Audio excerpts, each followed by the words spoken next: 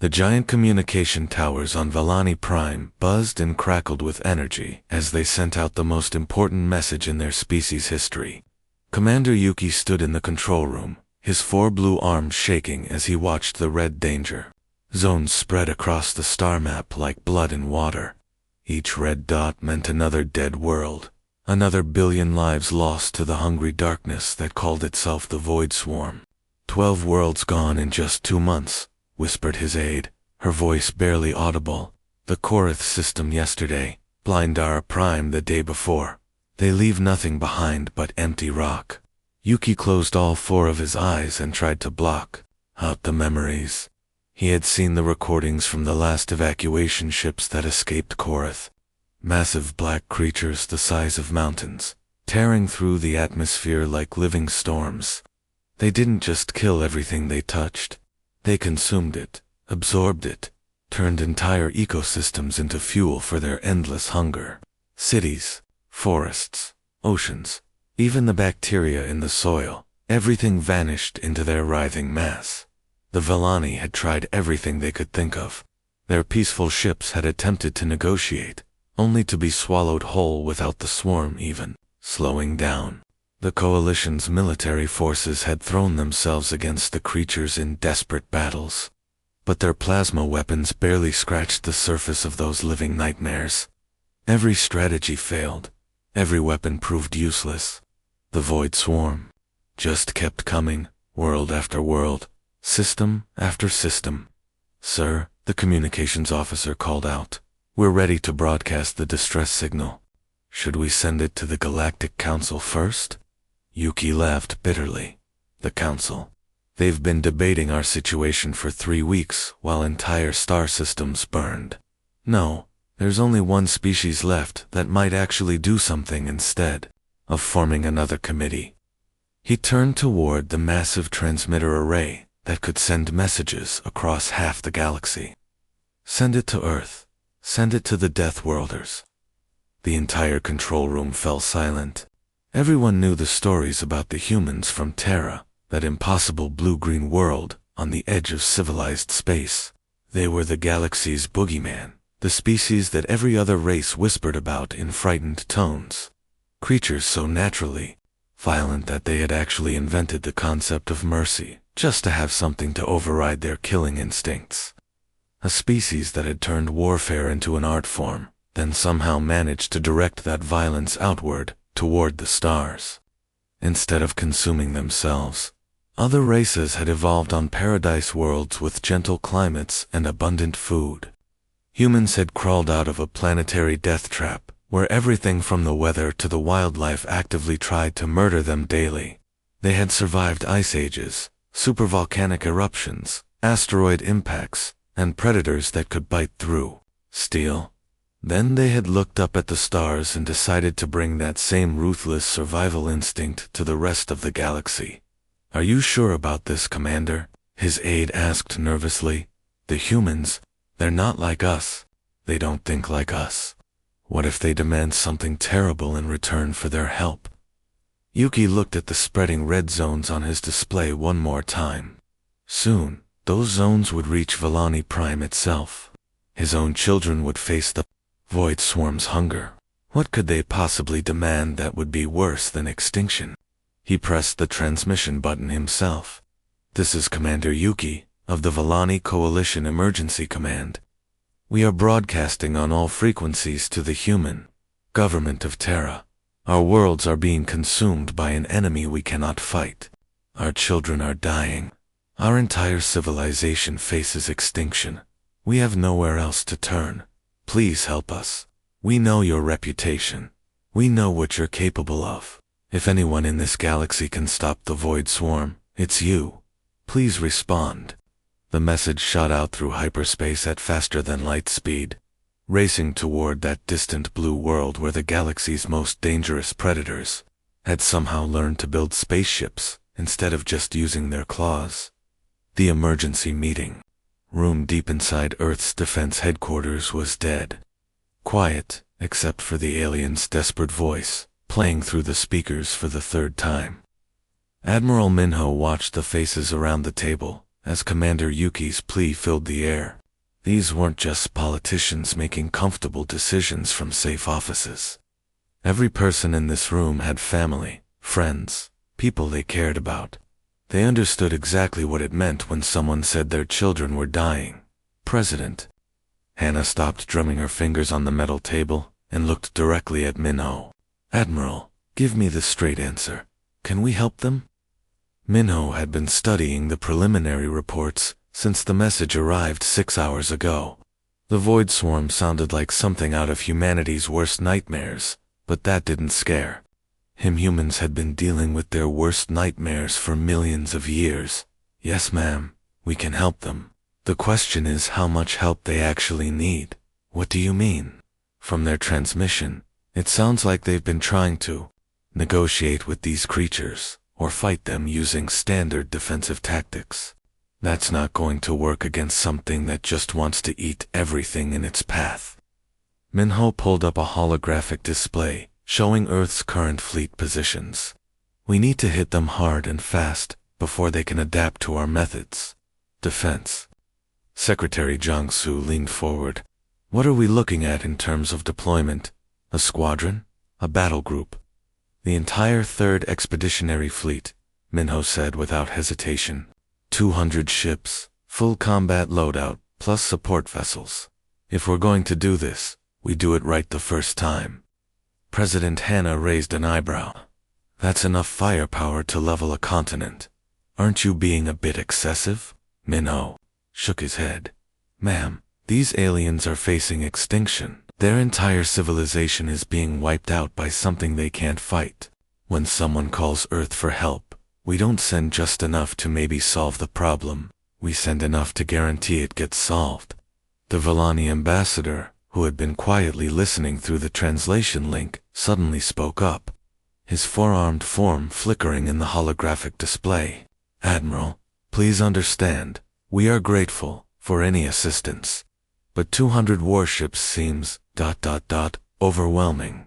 We only requested help, not a full invasion force. Several people around the table chuckled, but not in a mean way. General Kung Hei spoke up first. Ambassador, I think there might be a cultural misunderstanding here. When humans commit to helping someone, we commit completely. We don't do things halfway. But surely such massive firepower is unnecessary. The ambassador pressed. Perhaps a few dozen ships would be sufficient. Minho exchanged glances with President Hannah, then turned back to the confused alien. Ambassador, let me explain something about human military doctrine.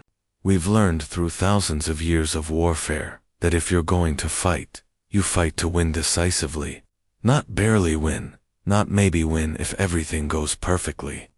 You win so completely that the enemy never thinks about coming back. Your Void Swarm has been destroying worlds because they haven't faced serious resistance, added Colonel Sujin from her seat at the far end of the table. They've gotten comfortable, predictable. We're going to make them very uncomfortable very quickly. President. Hannah stood up, her decision made. Admiral Minho, you have authorization to deploy the 3rd Fleet immediately. Full combat authorization.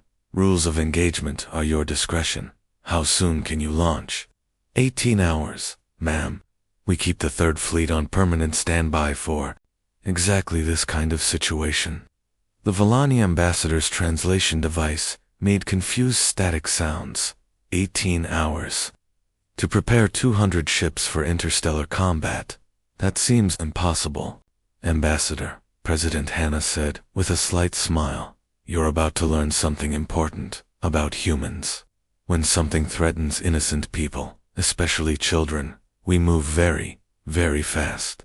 And when we say we're going to help, we mean it. Minho was already pulling up deployment schedules on his personal display.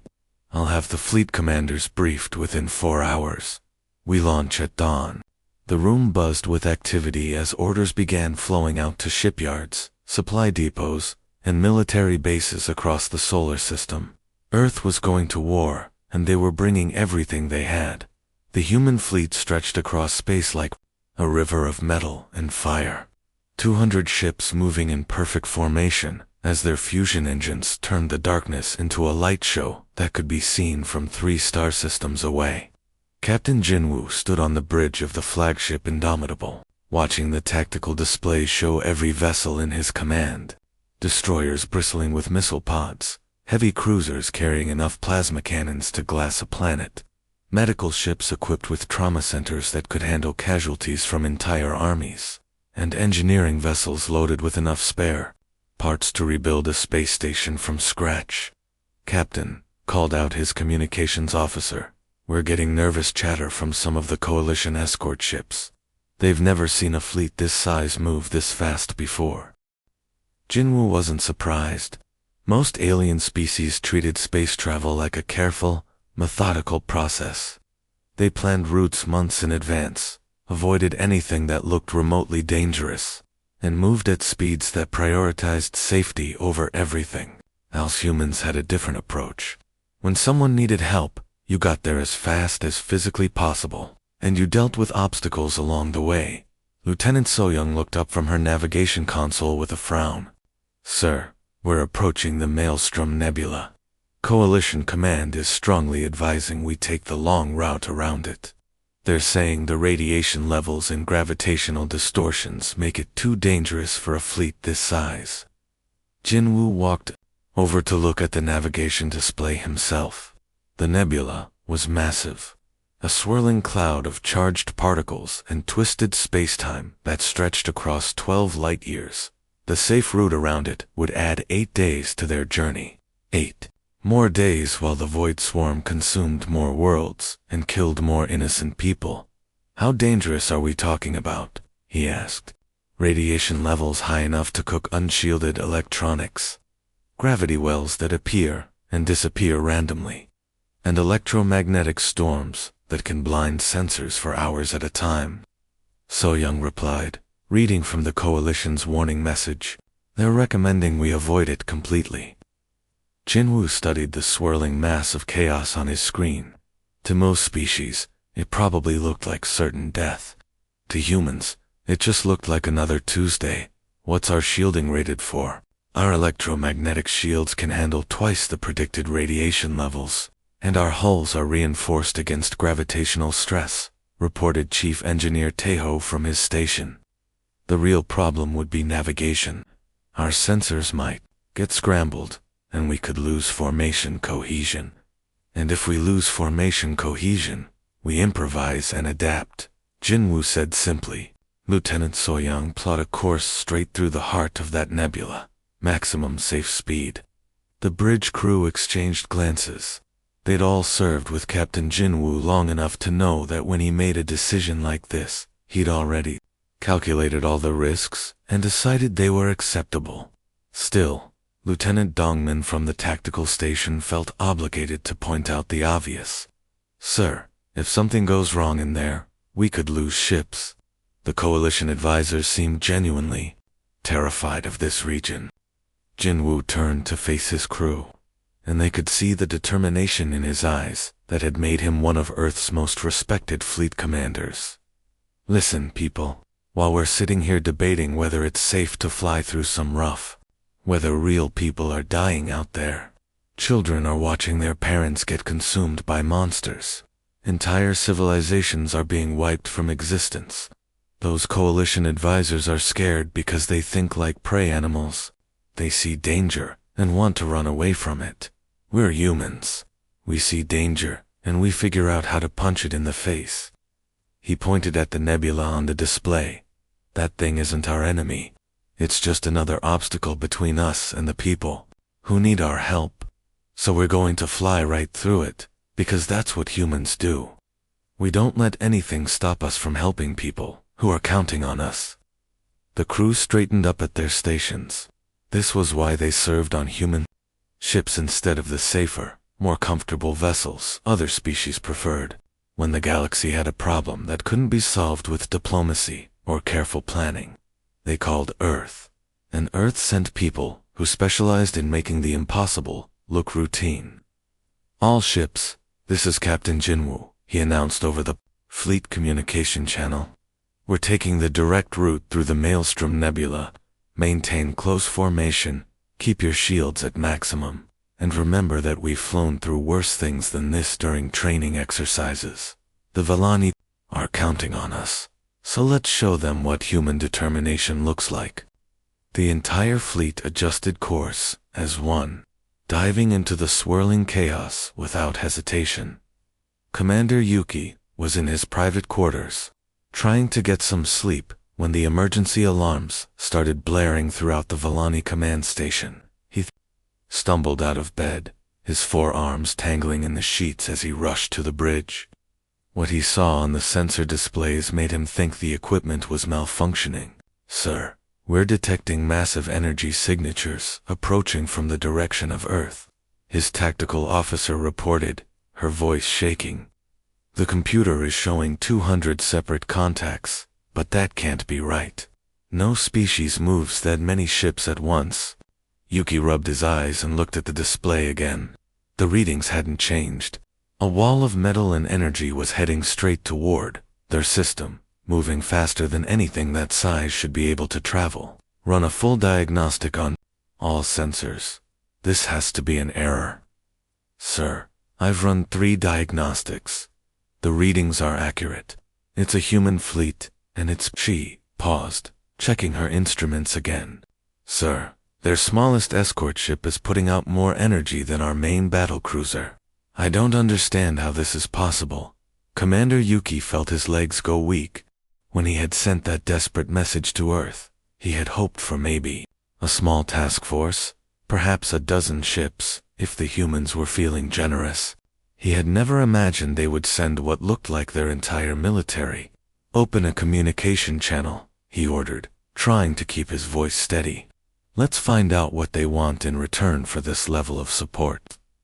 The main screen flickered to life, showing the face of a human male with graying hair and calm, intelligent eyes.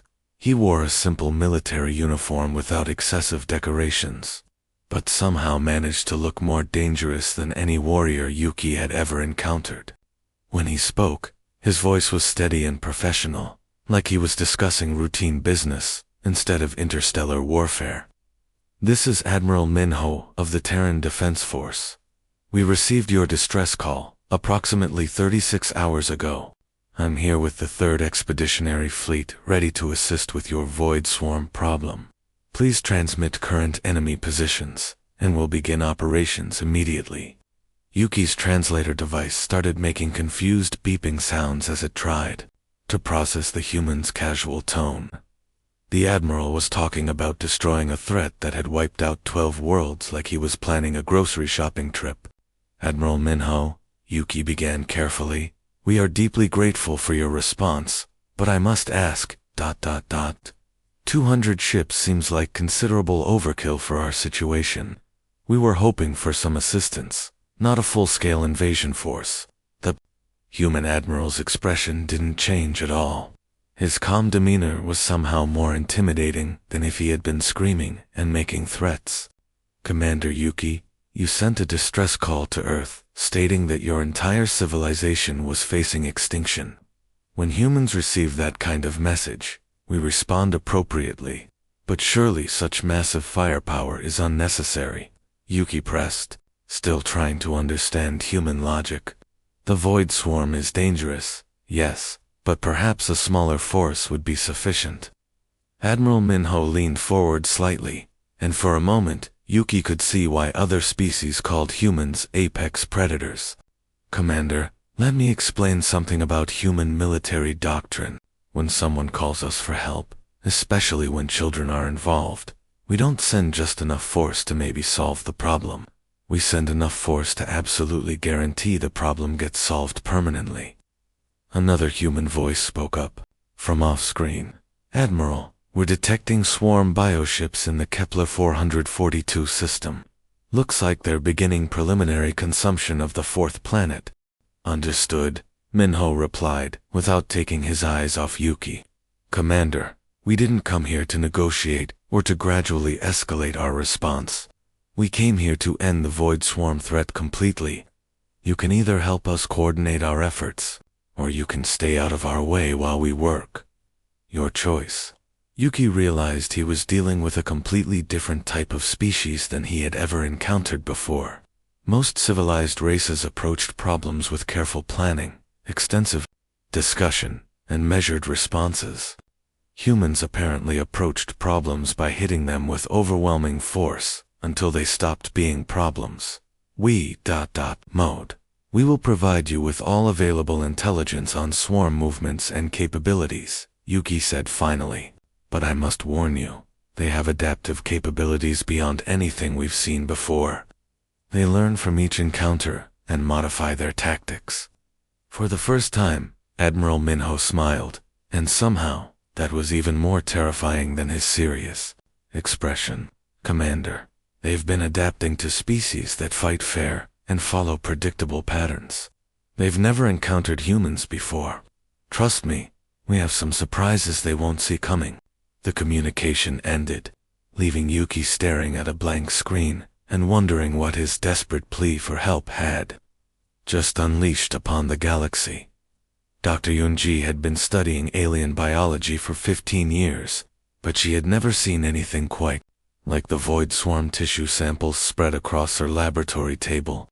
The bioship fragments that the Vellani had managed to recover from their failed battles told an incredible story of evolutionary engineering. Each piece of flesh was like looking at millions of years of perfect adaptation compressed into a single organism.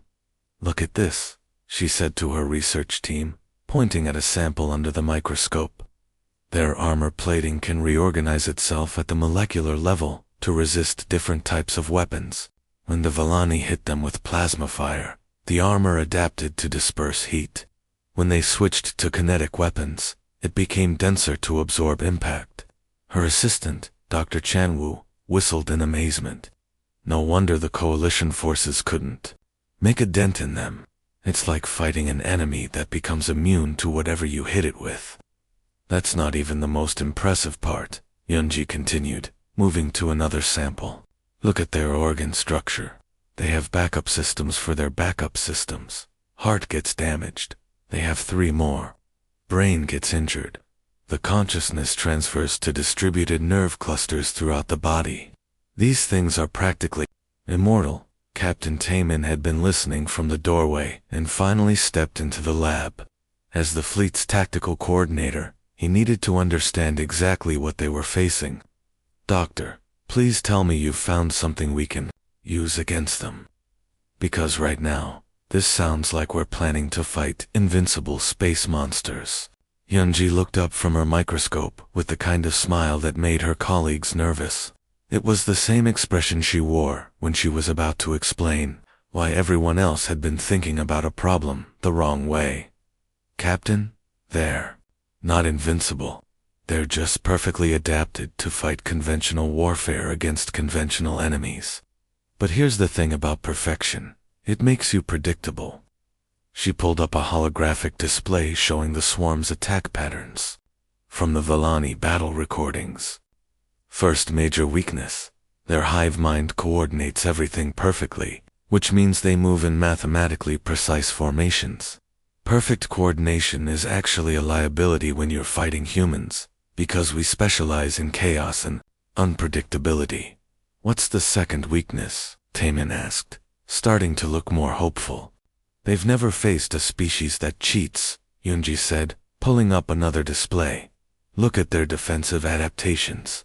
They're designed to counter direct attacks, energy weapons, kinetic weapons, even biological warfare. But they're not adapted to deal with psychological warfare, electronic disruption, or enemies that use their environment as a weapon." Dr. Chanwu leaned forward. "What do you mean by using the environment as a weapon?" "Think about it," Yunji explained. "These creatures have been consuming worlds for who knows how long, and they've never encountered resistance that didn't follow some kind of military doctrine. They expect their enemies to line up and shoot at them with ships and weapons. They don't expect their enemies to, say, destabilize a star and use the resulting nova as artillery." Captain Taman's eyes lit up. "You're talking about asymmetric warfare?" Hit them where they don't expect it, using methods they can't adapt to quickly. Enough. Exactly. And that brings us to the third weakness. Yunji's smile turned absolutely predatory. They assume their enemies will fight fair. Every species they've encountered so far has followed some kind of honor code or ethical guidelines in warfare. They probably can't even conceive of an enemy that would use tactics they consider unsporting or dishonorable. Across the ship, Intelligence Officer Kyung-ho was reaching similar conclusions from a different angle. He had been studying the swarm's movement patterns and tactical decisions, looking for behavioral weaknesses that could be exploited. What he found was both encouraging and terrifying. The hive mind is their greatest strength and their greatest weakness, he explained to his analysis team. Perfect coordination means every unit responds identically to the same stimulus. If we can figure out how to confuse or overload their command structure, we can potentially turn their coordination against them. He pulled up a tactical display, showing how the swarm had responded to different coalition attacks. Look at this pattern. When faced with multiple simultaneous threats, they prioritize based on a mathematical algorithm. Biggest threat first, then work their way down. It's perfectly logical and completely predictable. So if we hit them with enough different threats at once, asked his assistant, their decision-making process gets overwhelmed trying to calculate optimal responses, Kyung-ho confirmed. And while they're busy running calculations, we're busy shooting them. The key is to make sure our attacks are random enough that their pattern recognition can't adapt fast enough to matter. The pieces were falling into place. The Void Swarm might be evolutionarily perfect, but they had never encountered anything like human warfare. They were about to learn why apex predators from a death world had a very different approach to solving problems. The emergency meeting in the Coalition Command Center turned into chaos the moment Admiral Minho finished explaining his battle plan. Commander Yuki's forearms were shaking with anger as he stared at the tactical display, showing Kepler-4 to see. A peaceful agricultural world, home to 12 million Vellani civilians. You want to use innocent people as bait. Yuki's voice cracked with emotion. These are families, children, elderly citizens who have never hurt anyone in their lives. How is this different from what the Void Swarm is doing to us? Admiral Minho remained perfectly calm, his hands folded behind his back as he studied the holographic star system. Commander, I understand your concern, but you're misunderstanding the plan. We're not using your people as targets. We're using them as motivation. What's the difference? Demanded Coalition Admiral Zefka, her tentacles writhing in distress. You're putting millions of lives at risk based on the assumption that your ambush will work perfectly. What if something goes wrong? Minho turned to face the room full of alien military officers, and they could see something in his eyes that made them remember why humans had such a terrifying reputation across the galaxy. Nothing will go wrong because failure is not an option. The moment our sensors detect swarm bioships entering this system, every single civilian on that planet will be evacuated to underground bunkers that can withstand a direct nuclear strike. They'll be 2 kilometers below ground, with enough supplies to last 6 months.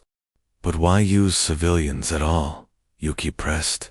Why not just engage the swarm in open battle?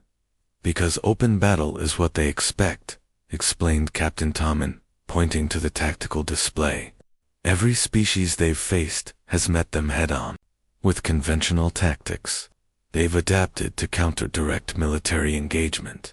But they've never encountered an ambush because civilized species don't use deception and misdirection in warfare. Admiral Minho nodded. The Void Swarm operates on pattern recognition.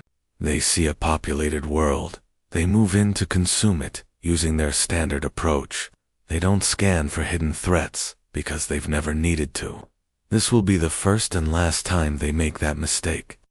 The plan was as brilliant as it was ruthless. Human engineers had spent the past week installing hidden weapon platforms throughout the Kepler 442 asteroid field. disguising plasma cannons as mining equipment and missile launchers as communications arrays. Entire human battle groups were positioned inside hollowed-out asteroids, their heat signatures masked by the natural radiation of the rocky debris. When the Void Swarm finally arrived, they saw exactly what they expected, a defenseless world, with millions of potential victims going about their daily lives. The bioships descended in their usual formation, massive living vessels the size of mountains preparing to drain the planet of all life. Their hive mind calculated the optimal consumption pattern, dividing the planet's surface into efficient harvesting zones. That's when space itself exploded into violence. Hidden weapon platforms throughout the asteroid field opened fire simultaneously, sending thousands of plasma bolts and missiles screaming toward the surprised swarm vessels. Human ships emerged from asteroid shadows like predators pouncing on prey, their engines blazing as they accelerated to attack speed in seconds. The carefully planned ambush turned the entire system into a three-dimensional battlefield where death came from every direction at once. The Void Swarm had never experienced anything like it. For millions of years, they had been the hunters, the predators that struck without warning. They had no concept of being ambushed themselves. Their hive minds struggled to process what was happening as human tactics violated every pattern. They had learned to expect from their enemies. All weapon platforms, concentrate fire on the largest battleships. Admiral Minho ordered from his command ship, watching the battle unfold on multiple displays. Don't let them adapt to our attack patterns. Keep hitting them with different weapon types and different angles of attack. The human fleet moved like a pack of wolves, coordinating their attacks with the kind of teamwork that only came from a species that had evolved to hunt in groups. Some ships focused on electronic warfare, jamming the swarm's communications and confusing their sensors. Others used kinetic weapons to punch through their adaptive armor, while still others deployed experimental weapons that the swarm had never encountered before.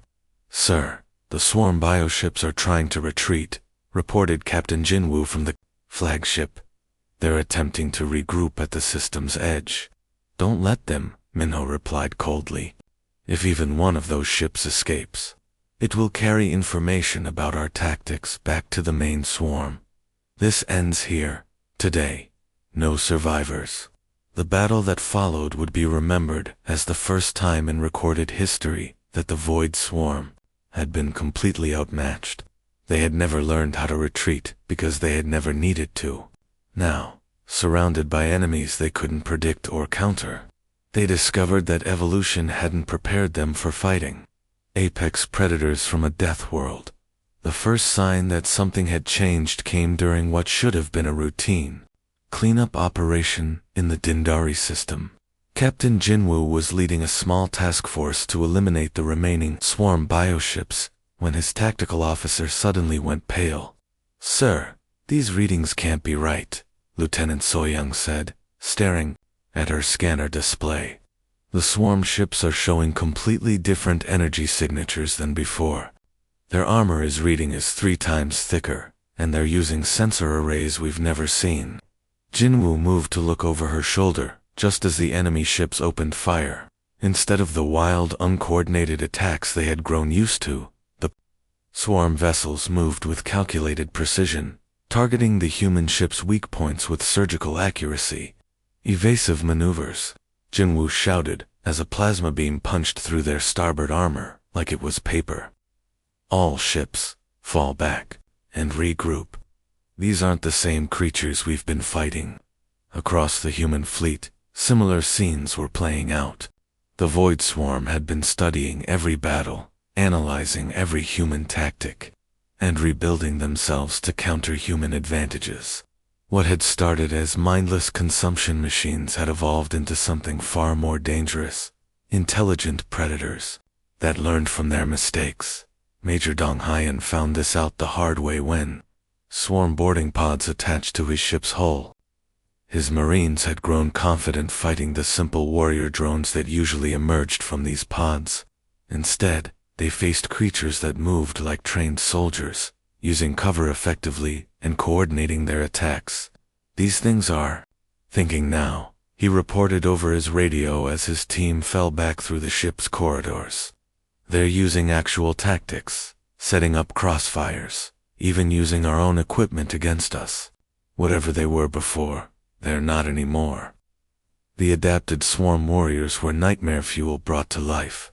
They still had the biological advantages of their earlier versions: rapid healing, redundant organs, adaptive armor, but now they fought with intelligence and strategy. They had learned to anticipate human movements, counter human weapons, and exploit human weaknesses. But if there was one thing humans were better at than anyone else in the galaxy, it was adapting under pressure. While other species might retreat and spend months developing new strategies, humans improvised solutions in real time. Engineer Subin was the first to demonstrate this when her ship's main weapons were destroyed by adapted swarm fire. Instead of admitting defeat, she grabbed her crew and raced to the mining section. "Help me disconnect these industrial lasers," she ordered, already pulling apart control panels with her bare hands. If the swarm wants to play evolution games, let's show them what human creativity looks like. Within 2 hours, she had jury-rigged the mining equipment into weapons more powerful than the ship's original armament. The industrial lasers that had been designed to cut through asteroids turned out to be excellent at cutting through Evolve. Swarm Armor. Pilot J-Ho took a different approach when his fighter squadron found themselves outgunned by the new swarm vessels. Instead of engaging directly, he led his pilots into a nearby debris field left over from an ancient battle. "Pick up the biggest chunks of metal you can carry," he ordered his squadron. "We're going to accelerate these things to near light speed and use them as bullets." The technique was insane, dangerous, and completely effective. Asteroids and shipwreckage became devastating kinetic weapons that the swarm couldn't adapt to quickly enough. How do you develop armor against a mountain moving at 10% of light speed? Captain Jinwoo watched his crew work with the kind of pride that only came from commanding humans in combat. While the enemy was busy evolving better armor, his people were already thinking 3 steps ahead. "Engineering, I want you to start modifying our missiles to change frequency randomly," he ordered. "If their armor adapts to specific energy types, let's hit them with energy that changes faster than they can keep up with." Tactical, start using our point defense systems offensively. Those rapid-fire lasers aren't powerful enough to hurt their big ships, but they might overload their sensory adaptation systems. Navigation, plot courses through every dangerous region of space you can find. If they want to follow us, let's see how well their evolution handles flying through a pulsar's radiation field. The retrofit took 6 hours, with the crew working, while under fire from pursuing swarm vessels. By the time they were finished, the ship had been transformed into something that bore only passing resemblance to its original design. "Sir," reported Chief Engineer Taeho, "we've basically turned our entire ship into one big improvised weapon. The mining lasers, the modified missiles, the overcharged point defense systems. None of this should work according to standard engineering principles." Jinwoo smiled grimly as they prepared to engage the evolved swarm fleet. "Chief, standard engineering principles assume you're dealing with a standard enemy. The Void Swarm just learned something important about humans. We don't believe in fair fights. When they evolve, we revolve. When they adapt, we improvise. And when they think they've figured us out, we change all the rules." The evolved swarm was about to discover that humans didn't just adapt to survive. They adapted to win. The Void Swarm's home system was a nightmare made real. At its center hung their primary breeding world, a massive planet that pulsed with sickly organic light as it pumped out new bioships, like a factory of living death. Around it orbited defensive stations the size of moons, each one bristling with weapons that could crack planets in half. The space between was filled with bioships, so enormous they had their own gravity wells. Moving in formations so perfect they looked like mathematical equations written in flesh and chitin. Admiral Minho stood on the bridge of his flagship, studying the tactical display with the same calm expression he wore when reading the morning weather report. Every coalition military analyst who had looked at this system had reached the same conclusion: attacking it would be suicide. The defensive grid was impenetrable, the enemy forces overwhelming, and the tactical situation hopeless. "Sir," reported his intelligence officer, Coalition Command, "is recommending we establish a blockade and try to starve them out over the next few decades. They're saying a direct assault would result in total fleet annihilation." Minho nodded thoughtfully.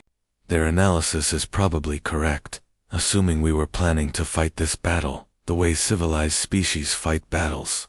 But we're not civilized, are we?" The human fleet had been preparing for this moment for 3 weeks, ever since intelligence confirmed the location of the breeding world.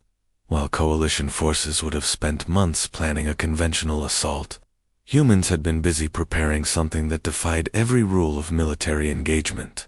"All ships, this is Admiral Minho," he announced over the fleet communication system. "Today we end the Void Swarm threat permanently. Remember, we're not here to win a fair fight. We're here to win, period. Execute Plan Chaos in 30 seconds. What happened next would be studied in military academies for centuries, assuming anyone survived to write it down." The human fleet split into dozens of smaller groups and attacked the breeding world from every conceivable angle simultaneously. But instead of trying to punch through the defensive formations, they did something that made coalition observers question their sanity. They deliberately flew into the most heavily defended areas. Commander Jihai led her fighter squadron directly into the teeth of the largest bioship's weapon arrays, her pilots performing maneuvers that should have been physically impossible. They spun, rolled, and twisted through spaces barely wider than their ships, using the enemy's own massive size against them. "Remember, people," she called out over the squadron channel as plasma blasts missed them by centimeters. "These things are designed to hit targets that fly in straight lines and follow predictable patterns, so don't do that." Her pilots responded by flying like they were drunk, insane, or both. They used the bioship's own weapon turrets as cover, hid in the shadows of defensive structures, and turned the enemy's perfect formations into a maze that only humans were chaotic enough to navigate. Meanwhile, Colonel Young-Soo was leading the most audacious boarding operation in military history. Instead of trying to fight their way through the bioship's defenses, his Marines were using breach pods to punch directly through their hulls and attack from inside. "These things are built like living fortresses on the outside," he explained to his troops as their pod accelerated toward a bioship the size of a city.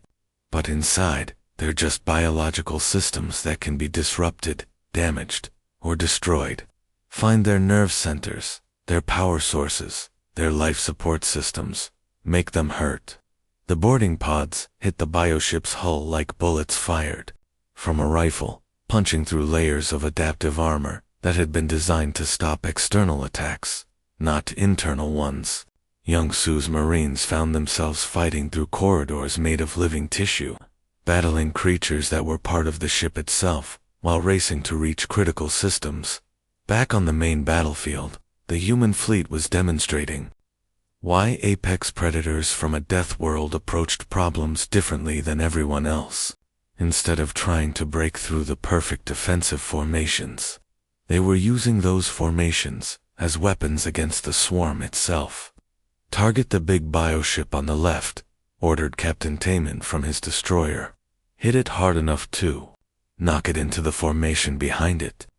The concentrated fire from 6 human ships sent the massive bioship tumbling out of control, its enormous bulk crashing into its neighbors and disrupting the mathematical precision of the defensive grid.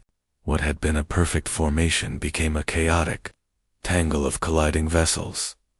Admiral Minho watched the battle unfold with satisfaction.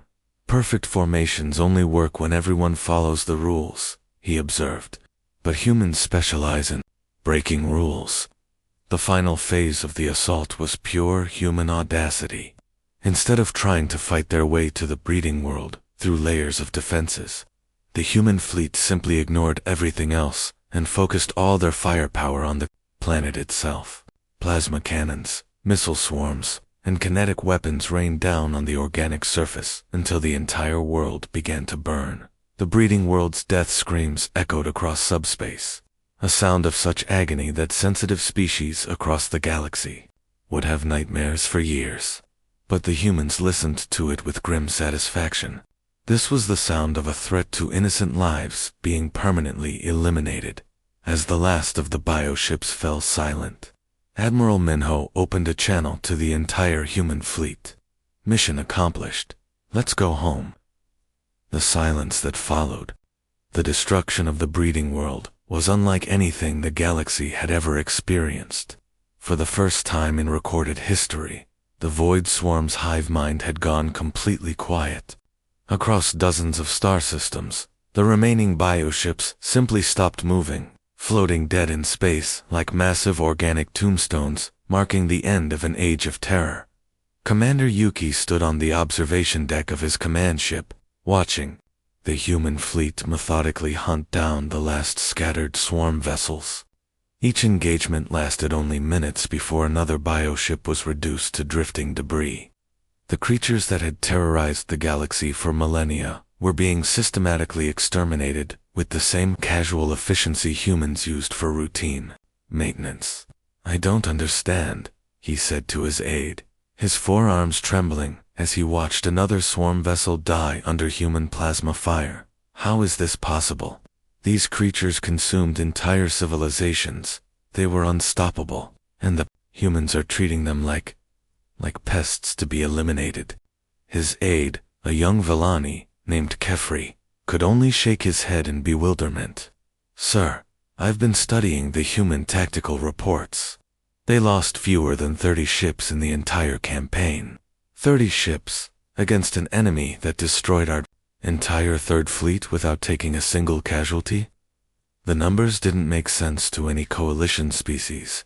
The Void Swarm had been the galaxy's ultimate predator, perfectly evolved killing machines that adapted to any threat.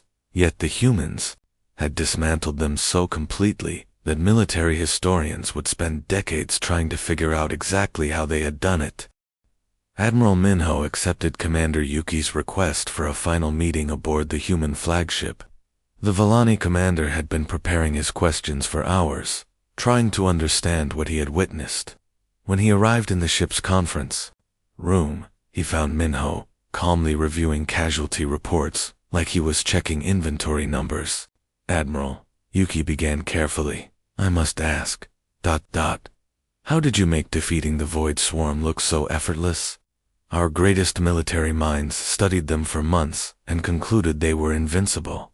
You destroyed them in less than 4 weeks." Minho looked up from his reports with the same calm expression he had worn throughout the entire campaign.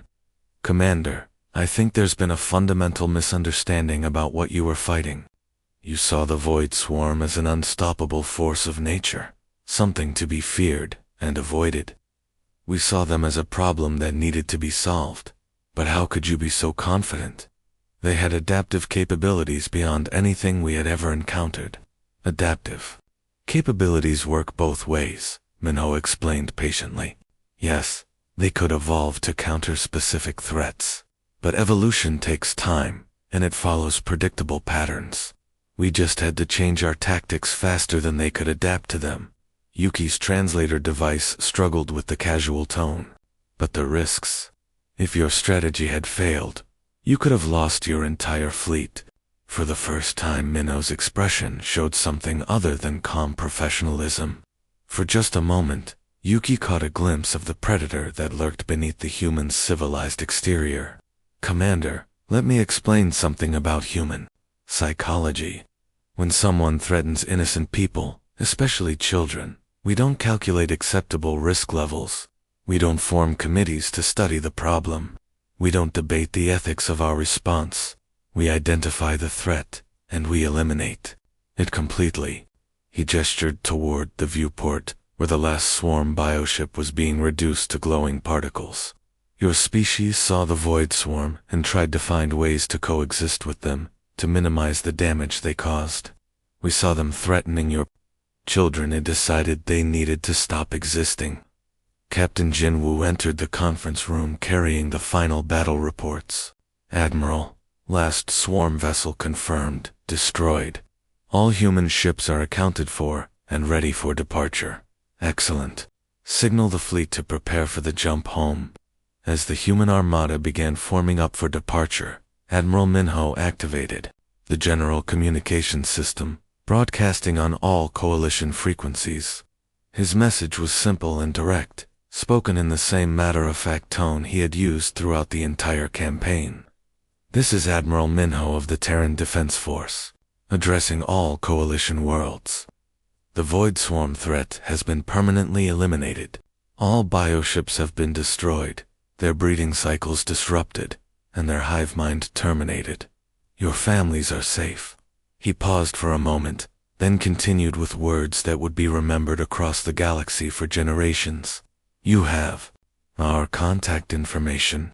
If something else decides to threaten innocent people in this part of space, call us. We'll respond appropriately. And next time, we'll bring more ships.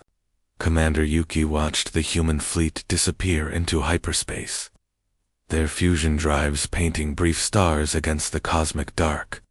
In the space of a month, these strange apex predators from a death world had solved a problem that had plagued the galaxy for centuries. They had made it look easy, routine, almost boring, as reports came in from across coalition space confirming that the swarm threat was truly over. Yuki realized that the galaxy had learned something important. There were worse things than being afraid of the dark. There was making the mistake of threatening something that humans cared about. The Deathworlders had kept their promise. They had helped, and in doing so, they had reminded everyone why apex predators from Terra were the galaxy's solution to problems that couldn't be solved with diplomacy or good intentions. The stars were safe again, and everyone knew who to call if they ever stopped being safe.